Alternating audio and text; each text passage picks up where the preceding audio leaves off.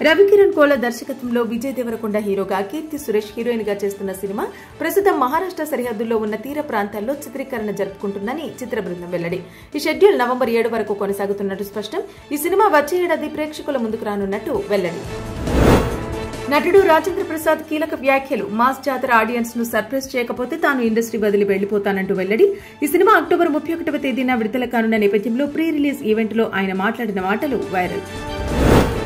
Super star Krishna కుటుంబం నుంచి ఒక హీరోయిన్ ప్రేక్షకులను అలరించేందుకు తెరపైకి. మహేష్ బాబు మేనకోడలు మంజుల కుమార్తె జాన్వీ స్వరూప్ పుట్టినరోజు సందర్భంగా ఆమె రాకను అధికారికం చేస్తూ మంజుల ఫోటోలను విడుదల.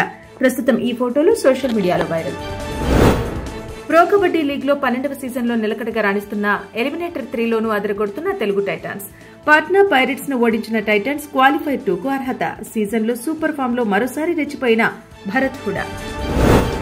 ఆస్ట్రేలియాతో 5 టీ20 సిరీస్ కోసం భారత్ సిద్దం. గత కొన్ని రోజులుగా అంతర్జాతీయ క్రికెట్లో సూర్యకుమార్ నుంచి పెద్ద ఇన్నింగ్స్ వచ్చిన దాఖలాలు లేకపోవడంతో ఈ క్రమంలో ఒకనాటి దూకుడు ప్రదర్శిస్తాడంటూ సూర్యకుమార్ యాదవ్ గురించి మాజీ కోచ్ అభిషేక్ నాయర్ వ్యాఖ్య. గూఢచర్యానికి పాల్పడుతూ నకిలీ పాస్పోర్టు రాకెట్ నడుపుతున్న 59 ఏళ్ల వ్యక్తిని అరెస్టు చేసిన ఢిల్లీ పోలీసులు. విదేశీ అణుశాస్త్రవేత్తలతో అతడికి సంబంధాలున్నట్టు అధికారులు వెల్లడి. పాక్ సహా పలు దేశాలకు పర్యటించినట్టు సమాచారం. భారత్ లక్ష్యంగా చేసుకుని నోరు జారిన పాక్ రక్షణ మంత్రి ఖవాజా ఆసిఫ్. ఆఫ్ఘాన్ భారత్ చేతిలో కీలుబొమ్మగా మారింది అంటూ ఆరోపణలు. ఇస్లామాబాద్పై దాడి జరిగితే దానికి 50 రెట్లు తీవ్రతతో ప్రతిదాడి తప్పదు అంటూ హెచ్చరిక. బ్రెజిల్లోని రియో డి జెనరోలో రెడ్ కమాండో ముఠా లక్ష్యంగా భద్రతా బలగాలు పెద్ద ఎత్తున ఆపరేషన్ నిర్వహణ. ఈ ఆపరేషన్లో అధికారులతో సహా 64 మంది మృతి. ఈ కాల్పుల్లో 81 మంది అనుమానితులను అరెస్టు చేసిన పోలీసులు. కెనడాలో రోజురోజుకి పెరిగిపోతున్న లారెన్స్ బిష్నోయ్ గ్యాంగ్. ఇటీవల ఆ దేశంలో హత్యకు గురైన భారత సంతతికి చెందిన పారిశ్రామికవేత్త దర్శన్ సింగ్ సాహస్. అయితే ఈ హత్యను తామే చేశామని అంగీకరించిన బిష్నోయ్ గ్యాంగ్. భారత్ చైనాల మధ్య జరిగిన ఉన్నత స్థాయి చర్చలు. తూర్పు లద్దాఖ్లోని వాస్తవాధీన రేఖ వెంబడి శాంతి భద్రతను కాపాడుకోవటమే లక్ష్యంగా ఈ చర్చలు జరిగినట్టు సమాచారం. ఈ విషయాన్ని ఒక ప్రకటనలో తెలిపిన రక్షణ మంత్రిత్వ శాఖ. సెప్టెంబర్ 27వ తేదీన జరిగిన కరూర్ తొక్కిసలాట ఘటనలో మృతుల కుటుంబాలకు విజయ్ పంపిన పరిహారాన్ని తిరస్కరించిన ఓ బాధితురాలు. మృతుల కుటుంబ సభ్యుల బ్యాంకు ఖాతాలో 20 లక్షల చొప్పున ఈ నెల 18న జమ చేయగా ఆ సొమ్మును తిప్పి పంపిన మృతుల్లో ఒకరైన రమేష్ భార్య సంఘవి. విజయ్ పరామర్శ కోసం ఎదురు చూశామని, కానీ మా పేరును వాడుకుని మా బంధువులు 3 సమావేశానికి వెళ్లారని, మాకు డబ్బు ముఖ్యం కాదని వారు వెల్లడి. బీహార్లో ఎన్నికలు సమీపిస్తున్న వేళ వివాదాల్లో చిక్కుకున్న జనసురాజ్ పార్టీ వ్యవస్థాపకుడు ప్రశాంత్ కిషోర్. బీహార్, పశ్చిమ బెంగాల్ రాష్ట్రాల ఓటరు జాబితాలో ఈయన పేరు నమోదైందని ఎన్నికల అధికారులు వెల్లడి. ఒక వ్యక్తి 1 కంటే ఎక్కువ నియోజకవర్గాల్లో ఓటరుగా నమోదు కావడం చట్ట విరుద్దమని స్పష్టం. దేశ రాజధాని ఢిల్లీలోని అంతర్జాతీయ విమానాశ్రయంలో ఎయిర్ ఇండియాకు చెందిన ఓ బస్సు దగ్ధం. నిన్న మధ్యాహ్నం ఎయిర్పోర్టులోని 3వ టెర్మినల్ వద్ద ఆగి ఉన్న బస్సులో చెలరేగిన మంటలు. దీంతో ఆ సమయంలో ప్రయాణికులెవరూ లేకపోవడంతో తప్పిన పెను ప్రమాదం.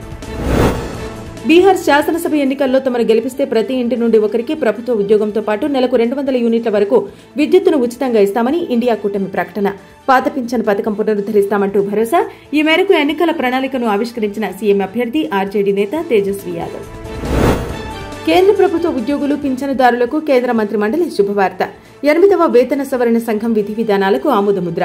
వీటి వల్ల రక్షణ సిబ్బంది సుమారు 50 లక్షల మంది, కేంద్ర ప్రభుత్వ ఉద్యోగులు 69 లక్షల మంది పింఛనుదారులకు చేకూరనున్న లబ్ధి. రఫేల్ యుద్ద విమానంలో విహారం చేసిన ద్రౌపది ముర్ము. హర్యానాలోని అంబాలా వైమానిక స్థావరం నుండి రఫేల్లో ప్రయాణించిన రాష్ట్రపతి. ఈ యుద్ద విమానంలో ఇప్పుడు ముర్ము గగన విహారం చేయడంతో వైరల్ గా మారిన దృశ్యాలు. మోంతా తుపాను ప్రభావంతో తెలంగాణలో కురుస్తున్న వర్షాలకు మహబూబాబాద్ జిల్లాలో రైలు పట్టాలపైకి చేరుకున్న వరద నీరు. దీంతో నిలిచిపోయిన రైళ్ల రాకపోకలు. డోర్నకల్ రైల్వే స్టేషన్లో గోల్కొండ ఎక్స్ప్రెస్, మహబూబాబాద్లో కోణార్క్ ఎక్స్ప్రెస్లను నిలిపివేసిన అధికారులు. శ్రీరాంసాగర్ జలాశయం రిఫిట్మెంట్ దెబ్బతిని కుంగిపోతున్న ఆనకట్ట. 14 కిలోమీటర్ల మేర ఆనకట్టకు ఇరువైపులా భారీగా పెరిగిన చెట్లు, పొదలు. దీంతో కట్టకు గండం పొంచి ఉందని ప్రాజెక్టు అధికారులు వెల్లడి. సినిమా టికెట్ ధరలు పెంచిన సందర్భాల్లో అదనంగా వచ్చిన ఆదాయం నుంచి 20% నిర్మాతలు సినీ కార్మిక సంక్షేమ నిధికి ఇవ్వాలంటూ సీఎం రేవంత్ రెడ్డి స్పష్టం. అలా ఇస్తేనే ఇకపై రేట్లు పెంచుతామని వివరణ. సినీ కార్మికులకు ఎప్పటికీ ప్రభుత్వం అండగా ఉంటుందని హామీ.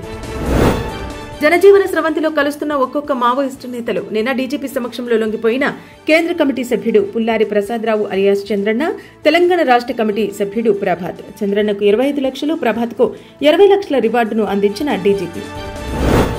హైదరాబాద్ అభివృద్ధిపై కాంగ్రెస్ కు చిత్తశుద్ది లేదని, బీఆర్ఎస్ 10 ఏళ్లు మాటలతో మాయ చేసిందని కేంద్ర మంత్రి కిషన్ రెడ్డి విమర్శలు వ్యక్తం.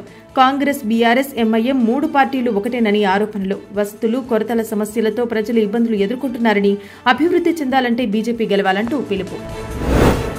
మేడిగడ్డ సహా మిగిలిన బ్యారేజీల మరమ్మతులు, ఇతర పనులన్నీ ఒప్పందం ప్రకారం పూర్తి చేయాల్సింది నిర్మాణ సంస్థలే అని ముఖ్యమంత్రి రేవంత్ రెడ్డి స్పష్టం. ఇన్వెస్టిగేషన్స్, ఇతర పనులకు ప్రభుత్వమే నిధులు ఇవ్వాలని అడగటం సరికాదని, ఈ విషయంలో స్పష్టతతో ముందుకు వెళ్లాలంటూ నీటిపారుదల శాఖ ఉన్నతాధికారులకు ఆదేశం. ఒప్పందం ప్రకారం చేయాల్సిన పనులను నిర్మాణ సంస్థలు ఎందుకు చేయటం లేదంటూ సీఎం రేవంత్ రెడ్డి నిలదీత. మోంతా తుపాను ప్రభావంతో హైదరాబాద్ సహా తెలంగాణలో జిల్లాల్లో కురుస్తున్న వర్షాలు. ఈ వర్షాలతో మహానగరంలో రహదారులపైకి నీరు చేరడంతో రాకపోకలకు అంతరాయం. అత్యధికంగా నాగర్ కర్నూలు జిల్లాలో 20.8 సెంటీమీటర్ల వర్షపాతం నమోదు. నెల్లూరు జిల్లా సంగంలో తప్పిన పెను ప్రమాదం. పెన్నా నది నుండి ఇసుకను తరలించేందుకు 3 పడవలు ఉంచగా తుపాను నేపథ్యంలో వంతెనకు వాటిని కట్టగా భారీగా వరద నీరు రావడంతో ఆ పడవలకున్న తాళ్లు తెగిపోయి నది గట్టును నిలిచిపోవడంతో పెన్నా వారధి గేట్లకు తగలకపోవడంపై ఊపిరి పీల్చుకున్న అధికారులు.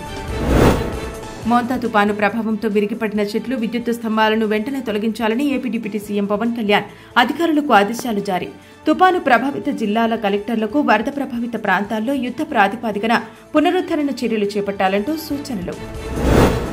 మోంతా తుపాను ప్రభావంతో కురుస్తున్న భారీ వర్షాలకు శ్రీకాకుళం జిల్లాలోని ఇచ్చాపురంలో పలు ప్రాంతాలు జలదిగ్బంధం. ఒడిశాలోని భగలటి నుండి వరద పోటెత్తడంతో ఉగ్రరూపం దాల్చిన బాగుదా నది. డొంకూరు పాఠశాల ప్రాంగణం చెరువుమయం. మోంతా తుపాను కన్నెర్ర చేయడంతో బిక్కుబిక్కుమంటూ గడుపుతున్న పలు ప్రాంతాల ప్రజలు. వందల సంఖ్యలో నేలకొరిగిన విద్యుత్ స్తంభాలు. సముద్రంలో రాకాసి అలలను చూసి ఆందోళనలో మత్స్యకారులు.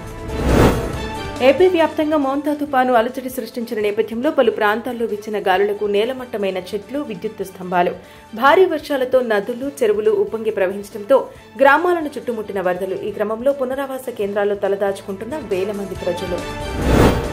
మోంతా తుపాను క్రమంగా బలహీనపడుతుందని ఏపీ విపత్తుల నిర్వహణ సంస్థ వెల్లడి. రానున్న 6 గంటల్లో తీవ్ర వాయుగుండంగా బలహీనపడే అవకాశం ఉందని, ఈ ప్రభావంతో నేడు ఏపీలో విస్తారంగా వర్షాలు కురిసే అవకాశం ఉందని స్పష్టం.